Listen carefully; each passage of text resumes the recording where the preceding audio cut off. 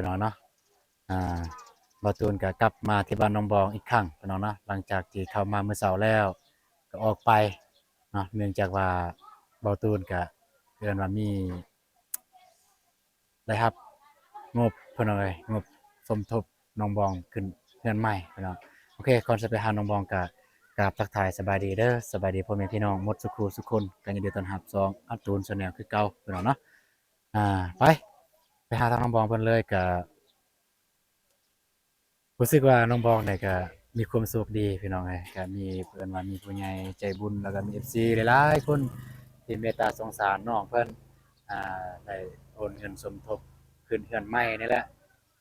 ก็บ่ตูนก็นับบ่ถ้วนดอกผู้ใหญ่เพิ่นก็โอนมาหลายคนผู้ละเล็กผู้ละน้อยพี่น้องเอ้ยโอนมาสมทบให้น้องเพิ่นอ่าและบ่ตูนหวังว่างบจำนวนนี้เฮ็ดให้น้องบองเพิ่นรู้สึกดีแล้วก็รู้สึกโล่งอกโล่งใจอ่าเพราะว่า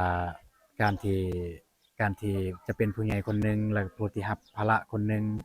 จับเงินจับคำในเวียกงานเวียกใหญ่แบบนี้มันกดดันแล้วก็ความคิดมันจะยุ่งยากแน่เพราะว่าแต่อันนี้บ่ว่าแต่อันนั้นก็เป็นคนจับเงินเด้ก็จกนี่จกนั่น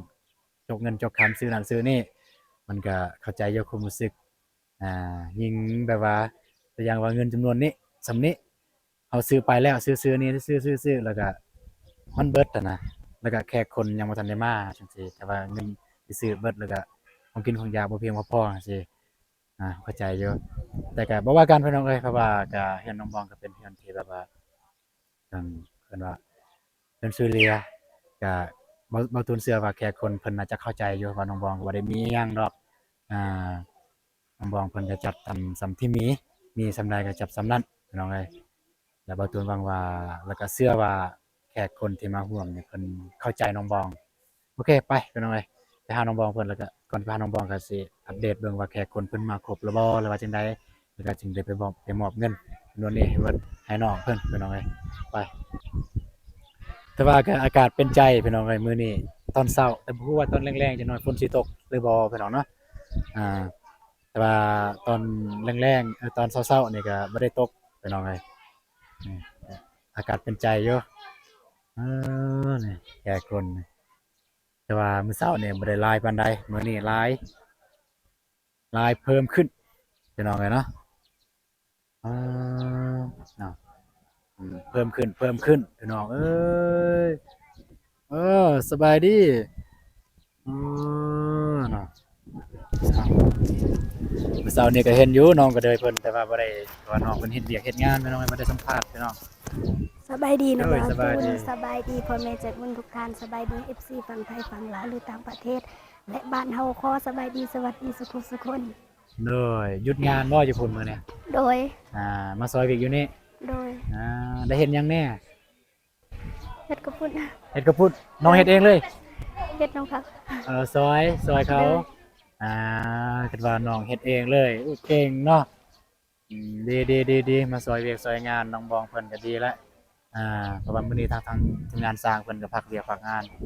แต่ว่าเพิ่นก็เด้ยก็บ่นานเกินรอพี่น้อง บ่นานเกินรอสำหรับเรือนใหญ่นี่มันสำเร็จเสร็จสิ้นคิดว่าแล้วเราบ่ได้ไปเบิ่งสร้างเพิ่นบ่บ่ได้สร้างเพิ่นติดอันประตูแล้วบ่บ่ทันติดบ่ทันติดบ่โดยเมื่อวานเพิ่นเฮ็ดหยังแนน่ะวเมื่อวานนั้นนาบ่าวทางเมียนาบ่าวแรงเพิ่นเจ็บโอ้บ่สบายโดยเมียของสร้างแดงบ่สบายโดยโอ้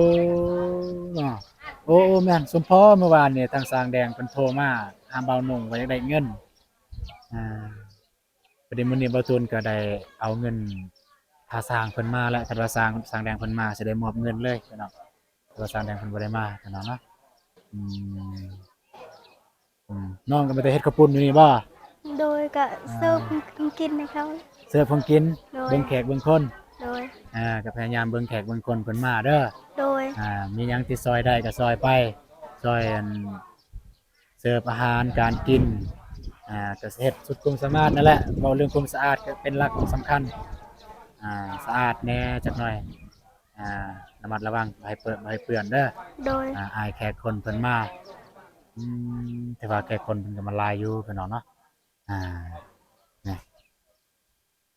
ถือว่าหลายพอสมควรอืม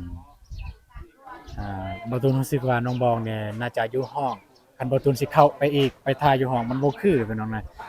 เพราะฉะนั้นเนี่ยบ่ตูนสิเอาน้องกระเดอนี่แหละไปนำไปหาน้องกระเดอไปหาน้องบองสมมุติว่าเข้าห้องก็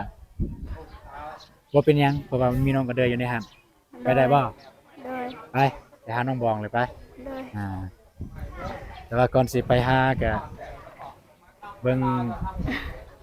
อัปเดตข่าวๆก่อนพี่น้องเอ้ยยืนอันนี้ก่อนก็ได้เออสบายดีเด้อ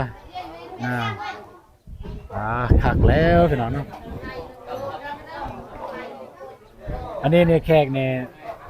มีแต่คนอยู่บ้านบ่ โดย ฮู้จักเบิดบ่นี่ ฮู้ บ่ฮู้บ่ โดย นี่อยู่บ่แขกแต่นอกคิดว่า บ่มี บ้องเพิ่นได้เซิร์นอยู่บ่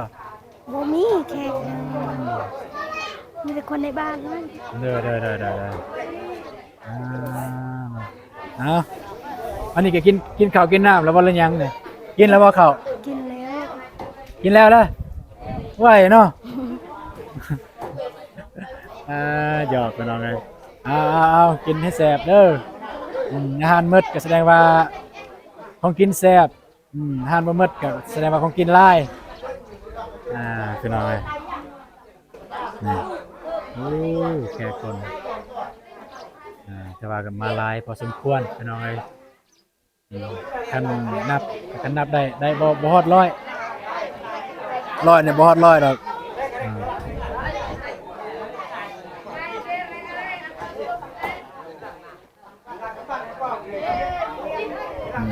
แต่คนโ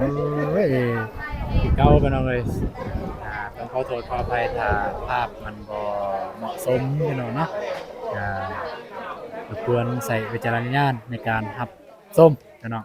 เพราะว่าทางส่วนเผาเพิ่นก็ส่วนหลายก็แบบนี้แหละพี่น้องเนาะก็สุขของเดิมนี่แหละพี่น้องเอ้ยแสดงว่าอยู่นี่เนี่ยเป็นแขกแขกที่แบบว่าประชาชนอยู่เทิงก็จะเป็นแขกองค์การจัดตั้งองค์การจัดตั้งของบ้านนี่แหละพี่น้องนับแต่พ่อบ้านบ่จังซี่จังซั่นนับแต่ครูอาจารย์บ่หรือว่าจังซี่จังซั่นนั่นแหละโอ้เอารอท่าทางน้องบองเพิ่นก่อนหรือว่าขึ้นไปหาก่อนเลยมันสิจังน้อยก็ทางทีมงานเฮายันสิมาเอาตูนเป็นยังสิกลับไปอาบน้ำอีกเดี๋ยวสิมาใหม่ไปหาน้องบองเลยโอ้เนาะ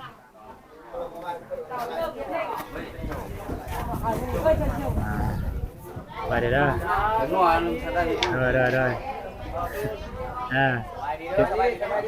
อกินให้แซ่บเด้อไป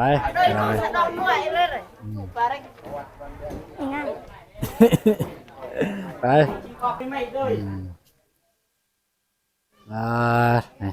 เอากินก่อนเด้อ โดยเอาเสิร์นแซ่บโดยกินแล้วกินเลยโดยสวัสดีพ่อบ้านเด้อโดยโอ้เนาะนี่พี่น้องเลยแกะเกียมไปแล้วพี่น้องโดยสบายดีพอน้องก็ได้ อับไส้ได้นี่ในบ่ตีได้ ขับไส้ป่ะขับไส้เคาะประตูอยู่ไหนบ่น้องบอง ตัวก้อนจะมาให้หมด เอาเลย มีมั้ง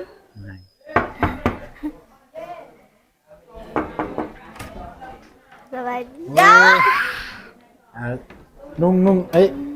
เอาพี่น้องเนาะนี่ก็คือดอกเด้งที่บอตูนกับบ่เรื่องเหตุของประเพณีของน้องบองเพิ่นมีบ่มันก็บ่มีพี่น้องเนาะแต่ว่าผสมผสานกันได้ระหว่างเหตุของประเพณีของน้องบองกับเหตุของประเพณีทางศาสนาพุทธผสมกันได้มันบ่ได้ผิดพี่น้องเนาะที่บอตูนฮู้มามันบ่ได้ผิดอันนี้ก็คือดอกเด้งที่แบบว่าเพื่อในการผูกคอต่อแทนน้องเนาะได้ผูกคอต่อแทนทางน้องบ้องแล้วก็คนน้องบ้องนับแต่ทีมงานบอหรือว่าแขกคนที่มาร่วมงานจะสามารถผูกแขนได้แล้วแต่สะดวกตามอัธยาศัยพี่น้องเนาะแล้วบาทเนี่ยอยู่ในเลยก็ได้มันสิเซลอยู่นอกไปอยู่ในบอลก็ได้เข้าเลยน้องกับน้องก็ได้มันสิเซลอยู่นอก ที่เก้าไปหน่อยเนาะก็มีแต่ขออนุญาตเข้าไปในห้องน้องบองเพิ่นเพราะว่าอยู่นอกมันจะมันแซวเพิ่นว่าคนหลายงานเว้าหยังมันสิเสียงมันสิกระทบสิกระเทือนจะบ่ได้ยินพี่น้องเอ้ยก็มื้อเช้านี่ก็เว้าตูนก็ต้องขอโทษขออภัยในเวลาที่แบบว่าเข้าแล้วแบบบ่มีแบบว่าน้องแต่ว่าไม่ไปเข้านำก็ตูนก็ได้ไขประตูอยู่แขกคนเพิ่นก็เห็นอยู่แต่ว่านี่ก็เอาน้องก็เดินมานำตลอดเนาะได้แล้วเปล่า ได้ ไปอ่า สบายดีเด้อเอิ้นบ่ ไขประตูให้มันสิแจ้งเออเอาบ้านะนั่งอยู่หันก็ได้ไปนั่งหันเลยกับน้องก็เลยไปนั่งอ่า เด็ดดุและดุ โอเค เด้อสบายดีคือ เลยเอาไม้ให้น้องกองใส่ สบายกูครับ เย้พี่น้องเนาะโดยสบายดีเด้อไอ้ตูนแล้วก็สบายดีพ่อแม่ผู้ใหญ่ใจบุญทุกท่านแล้วก็สบายดี FC ฝั่งไทยฝั่งลาวหรือว่าอยู่ต่างประเทศหรืออยู่ในบ้านเฮาก็ขอสวัสดีสบายดีเบิดสุขสุคนเด้อ เลยแต่ว่าเมื่อเช้านี้ก็บ่ได้บรรยายเรื่องการขึ้นบ้านใหม่ของน้องบองเพิ่นเนาะแค่คนที่มานี่ก็มาเบิดแล้วบ่ซำนี้ หมดแล้ว หมดแล้วเนาะมีบ่แขกแต่นอกมีบ่แขกแต่นอกนะแต่บ้านอื่นได้เชิญบ่ แขกแบบคือแบบทีมงานนี่บ่ บ่แม่นพี่น้องนะพี่น้อง พี่ แต่ น้ น อ อง ก อ๋อ มีอยู่บ่ มีอยู่แต่ว่าเพิ่นยังบ่ทันได้มา บ่ทันได้มาบ่ บางทีก็ค่ำๆพุ่นจึงมา ข้าวปลาอาหารคิดว่าสิพออยู่บ่ตามน้องคิดว่าดอก โดย คิดว่าสิพออยู่บ่เบิ่งหน้านั่นนี่เบิ่งหน้าเศร้าก็สิบ่พออยู่พี่น้องเอ้ยเพราะว่าแขกก็มาหลายพอสมควรอยู่พี่น้องเนาะแล้วก็ดีใจนำเด้อที่มีมื้อนี้บ่คิดบ่ฝันว่าสิบ่มีมื้อนี้ก็สิมีมื้อนี้น้องก็เด้ออย่าหน้าเศร้าหลายจะน้อยก็น้องอีกได้อยู่ปิดก็ได้มันเห็นอยู่เห็นอยู่ตัวนี้ก็เห็นอยู่ได้อยู่น้องก็เด้อก็จะน้อยก็ฮอดที่น้องอีกจะน้อยนะอย่าหน้าเศร้าเด้อแต่หาเงินหาคำแล้วบัดนี้น้องก็เด้อสิแล้วเด้เฮือนสารบ้าน2เพิ่น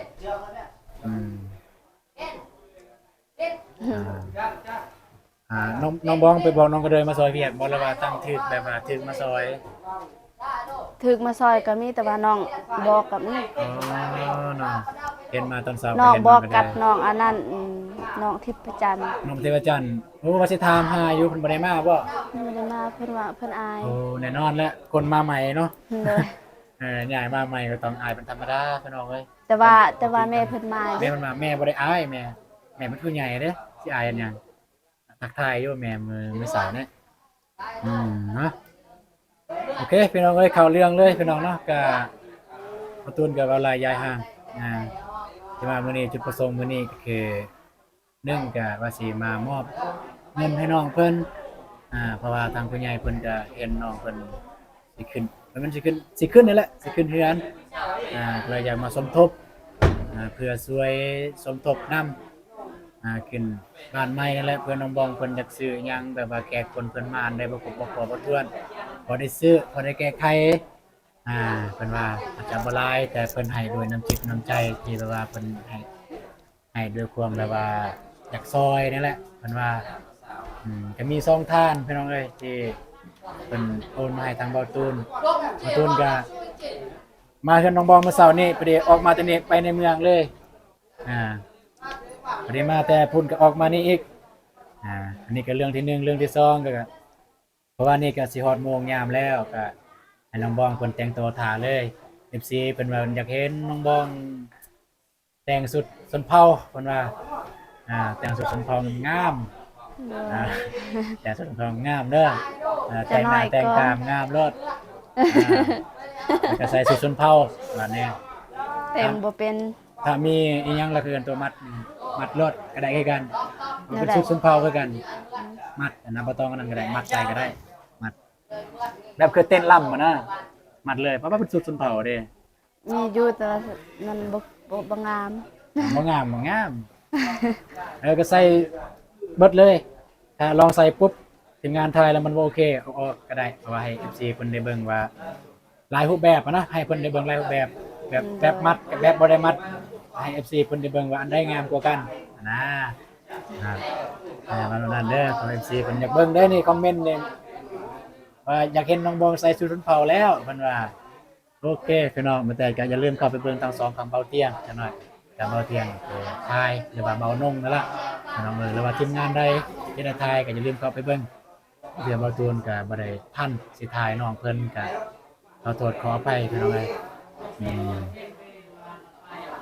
คือว่าเห็นดอกเบ้งหั่นโอ้เยี่ยมแล้วเนาะจังหน่อย FC ใช่ว่าแม่นดอกเบ้งแต่งงานบ่นะ บ่ฮู้คือกันอ้ายเฮ็ดให้แบบนั้นน้องก็ถามอยู่น้องว่าเป็นหยังคือว่าใส่คันมีซองมีซองคันเพิ่นก็ว่าบ่ต้องฮู้ แบบดอกเบ่งธรรมดาก็ได้เพราะว่าเป็นการเรียนแบบผูกแขนน้องบองซื่อๆพี่น้องอะเนาะผูกแขนผูกคอต่อแขนน้องบองเพิ่นซื่อโอเคพี่น้องเอ้ยก็มีแต่ว่าสิมอบเงินให้น้องบองเพิ่นเลยพี่น้องเนาะเอาน้องก็เด้ยให้หาน้องมาจับกองให้หานะ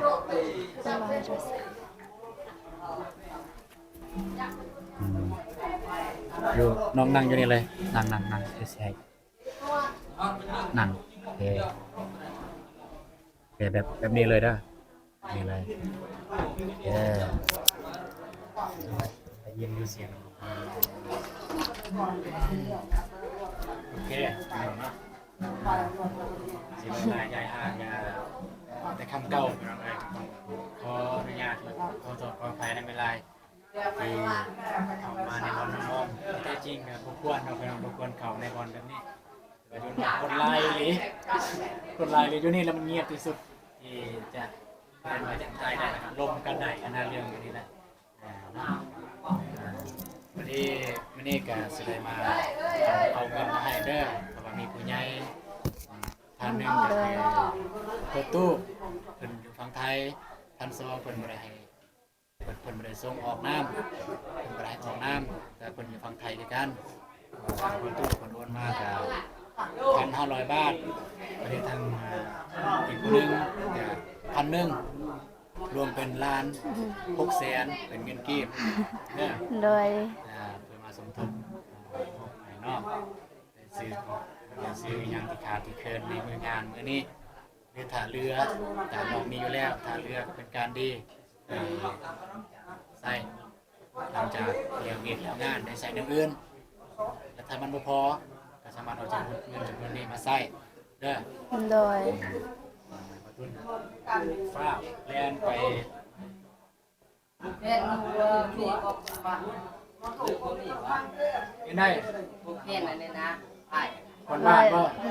ว่าจะพูดว่ามี แล้วแต่ แต่ทีมงานผูกแขนบ่หรือว่าอันนี้แล้วแต่แบบว่าใครจะผูกก็ได้แต่ว่าทีมงานเฮาต้องผูกอยู่แล้วแต่คนอยู่ในบ้านแล้วแต่เลยใครจะผูกก็ผูกใครบ่จะผูกบ่เป็นหยังแล้วแต่เด้อเด้อคือว่ามีอันนั้นเอามีคนมาเอายันเขาขึ้นแทนโอ้อันนี้บ่เป็นหยังอันนี้เฉพาะแต่ทีมงานแต่ถ้าผู้ใดอยากผูกก็บ่เป็นหยังบ่ได้บ่ผูกก็บ่เป็นหยังคือกันนั่นนะบ่ได้เกี่ยวกับชาวบ้านโอเค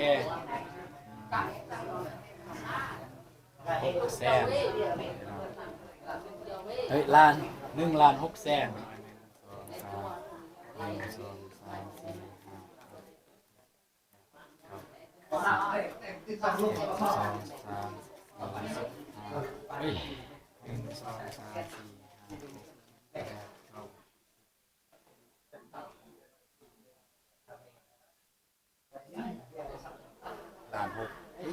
เป็นล้าน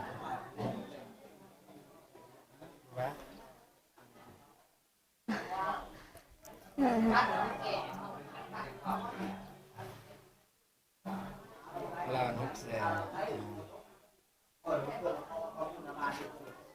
600,000พี่น้องเอ้ยทางผู้ใหญ่เพิ่นมาโอนมาสมทบเมื่อวานนี้แหละแต่ว่าบ่ตูนกับบ่ทวงบ่ทันเมื่อวานนี้บ่ทวงบ่ทันสิเอามาให้เพราะว่าเมื่อวานนี้ก็ไปพาทางบ่เตียงเพิ่นไปพุ่นละหาเคสใหม่ๆทางบ่เจ็บพาไปได้ยินอยู่บ่เสียงเนาะใหม่จักได้ยินจักบ่เนาะใหม่ตอนเบาๆอยู่โอเคพี่น้องเนาะสิเว้าใหม่สิเว้าคืนอีกครั้งพี่น้องเอ้ยบางเทื่อเมื่อกี้เนี่ยบ่ได้ยินก็คือนี่มันเงินของผู้ใหญ่เพิ่นที่โอนมาสมทบให้น้องบ้องในมือขึ้นเฮือนใหม่ถ้าน้องเพิ่นมีเงินอยู่แล้วแล้วก็ได้ถ้ามันครบมันพอมันถ้วนก็เป็นการดีน้องได้ใส่เงินหลังจากขึ้นเฮือนใหม่ก็ได้ใส่แนวอื่นแต่มันบ่พอก็เอาเงินจำนวนนี้ซื้อเติมถ้าบ่มีแล้วบ่ต้องไปหายืมคนอื่นเด้อบ่จำเป็นต้องไปหาคนยืมคนอื่นเพิ่นก็ฮู้อยู่ดอกพี่น้องเพิ่นก็ฮู้อยู่ดอกว่าเฮาบ่มีเด้บ่ได้มีหยังนะเพิ่นก็ฮักสิฮู้อยู่ดอกก็คืออันนี้มันของเงินของพอตุเพิ่นอยู่ฝั่งไทยแล้วก็มีผู้ใหญ่ท่านหนึงอีกเพิ่นอยู่ฝั่งไทยกันแต่เพิ่นบ่ได้ส่งออกนามของพอตุเพิ่นโอนมา 1,500 บาทของผู้ใหญ่ท่านหนึงอีกก็1,000 บาทรวมเป็น 2,500 บาทปัจจุบันตูนไปแลกเอาพี่น้องก็ได้อยู่1,600,000กีบเอาเพื่อ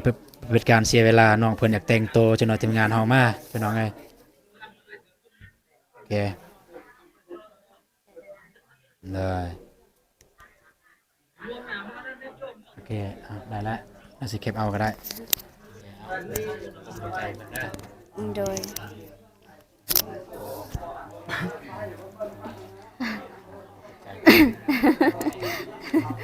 โดยก่อนอื่นหมดก็น้องขอขอบคุณ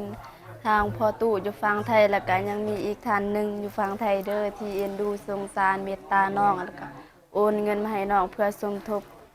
ในงานขึ้นเฮือนใหม่แล้วก็ขอให้ทานทางซองจงอยู่ดีมีแห้งอยู่เย็นเป็นสุขสุขกายสุขใจขอให้สุขภาพแข็งแรงแล้วก็ขอให้อายุมันคนยืนความเจ็บบ่ให้ได้ความไข้บ่ให้มีเด้อขอให้ห่างให้มีขอให้ร่ำให้รวยให้เฮงปังๆตลอดปีตลอดชาติอย่าเจ็บอย่าจนผอมครอบผอมครัวนอนก็ขอให้ได้เงินหมื่นตื่นก็ขอให้ได้เงินแสนเด้อสาธุ ดีใจนำเด้อ โดย ดีใจนำที่ได้เป็นบ้านใหม่แล้วบ้านเนี่ยมีหยังคงคาใจแล้วใหม่ กินข้าวกินน้ำมาแล้วบ่ น้อยที่อาบน้ำกับซีมีทายนี่แหละกับซีเมื่อบ้านซีเมื่อบ้านกับรอถ่ายทีมงานกับจึงพร้อมมาพร้อมกันอีกไปอาบน้ำแต่งตัวรอๆเด้น้องก็แล้วก็อย่าลืมฝากไปเบิ่งในคลิปของเบาเตียงความงามของน้องบองงามสำใดบัดแต่งสุดสุดจนเตาแต่งหน้าแต่งตางามได้บัดนี้เลยโอเคพี่น้องเลยก็สำหรับคลิปนี้บ่าวตูนก็ก่อนอื่นหมดต้องขอขอบคุณขอบใจทางพ่อตู้แล้วก็ทางอ้ายเพิ่นเด้อที่ให้บ่าวตูนเป็นสะพานบุญในครั้งนี้กันว่าส่งเงินให้บ่าวตูนเป็นสะพานบุญแล้วก็มาให้น้องบองสมทบขึ้นบ้านใหม่พี่น้องเอ้ยก็จังได๋ก็ขอให้พ่อตู้แล้วก็ทางอ้ายเพิ่นอยู่เย็นเป็นสุขสุขกายสุขใจสุขภาพแข็งแรงอายุมันคนยืนปรารถนาสิ่งใดขอให้ได้สิ่งนั้นดังสมการปรารถนาโน่นได้เงินหมื่นตื่นได้เงินแสนเด้อสาธุสุดท้ายนี้ก็ขอให้น้องบ้องมีแต่ความสุขความเจริญเด้อได้ขึ้นบ้านใหม่แล้วได้ยินบ่อย่าเจ็บอย่าจนอย่าไข้เด้อบัดนี้โอเคสำหรับคลิปนี้เบาตูนก็สิขอจบคลิปเพียงเท่านี้แต่ว่าเจอกันในคลิปต่อไปคลิปนี้เบาตูนแล้วก็น้องบองน้องกระเดยขอกล่าวคำว่าไปแล้วบันทึกเลยก็ได้